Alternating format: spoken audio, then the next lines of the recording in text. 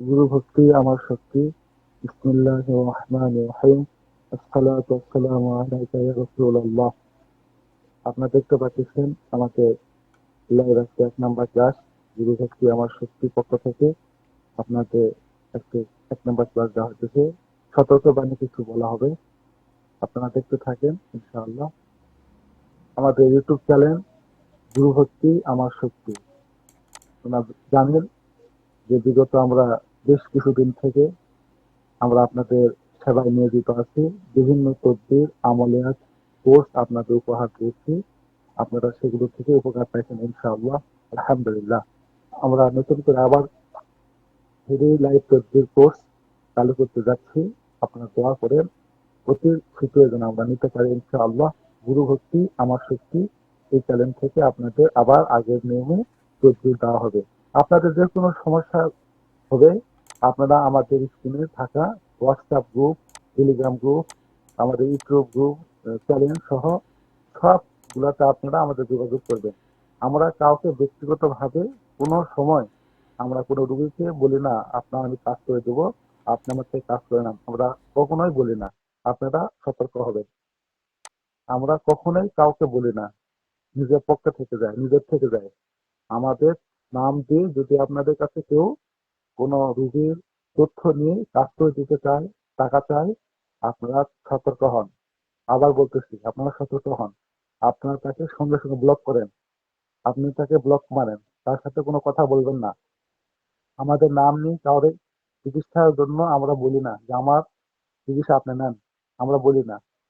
বিধায় আপনারা এখান থেকে প্রতারিত হবেন না।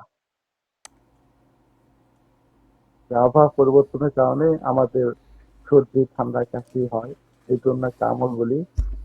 আপনারা রোগী পাবেন যে আবহাওয়া পরিবর্তন হয়েছে, এই আবহাওয়া পরিবর্তনের জন্য রোগীর সর্দি ঠান্ডা কাশি হইতেছে, এরকম রোগী আসবে আপনার কাছে।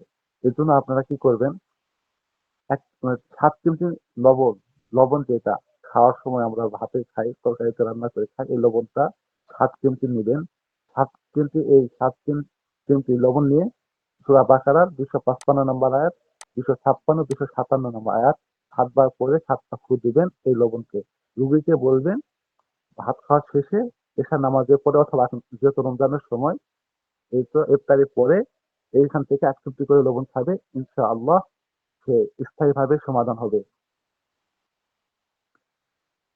এই আমলটা বলবেন। আর আমাদের একটা পদ্ধতি আছে, যে পদ্ধতি হচ্ছে হচ্ছে তেঁতুলের গাছের শিকড়, তেঁতুল গাছের শিকড়, যেটা কম বয়স, চারা গাছ, নতুন চারা হয়েছে, এই বয়সটা কম, তেঁতুল গাছের শিকড়টা নিবেন।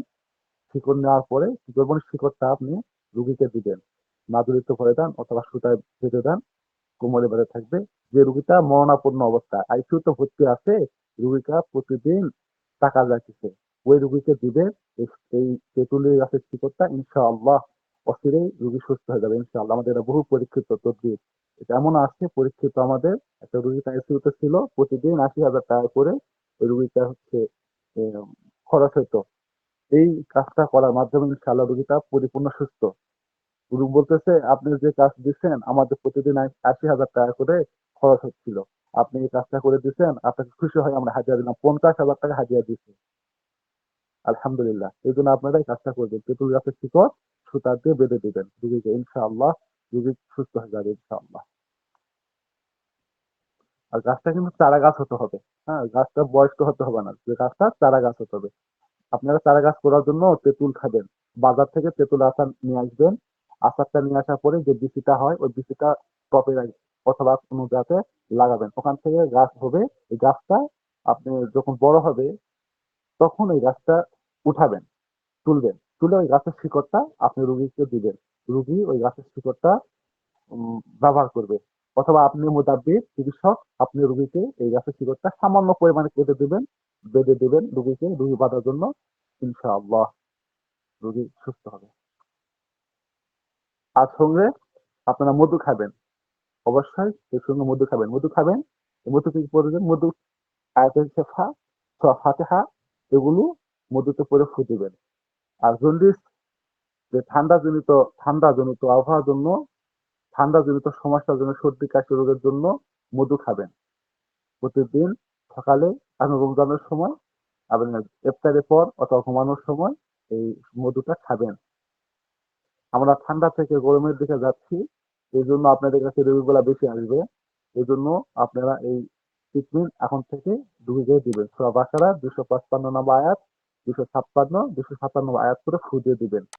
প্রতিদিন 7 দিন লবণের 7 চিমটি করে লবণ নেবে, সেখানে 7 বার করে 7টা ফু দিয়ে রুগীকে দিবেন। রুগী খাবে ইনশাআল্লাহ। সন্ধ্যায় 7 দিন খাবে ইনশাআল্লাহ। আপনি স্ক্রিনে নাম্বার দেখতে পাচ্ছেন 2টা। এই 2টা নাম্বার আমাদের ইমো, হোয়াটসঅ্যাপ চালু আছে। আমরা তদবিরও শিক্ষা দেই, আবার কোর্সও করাই। আবার আপনাদের রোগী চিকিৎসাও আমরা করে দেই। রোগী হাজিরা দেখে চিকিৎসাও দিয়ে দেই আমরা। রোগীর কি সমস্যা আছে দেখে দেই, রোগীর চিকিৎসা করে দেই। আমাদের কোর্স চলতেছে। আপনারা চাইলে কোর্সে ভর্তি হতে পারেন, অথবা আপনি আজকে ফ্রিতে তদবির নিতে পারেন। আমাদের অতি শীঘ্রই ক্লাসটা চালু হবে ইনশাআল্লাহ। আপনি দোয়া করতে থাকেন।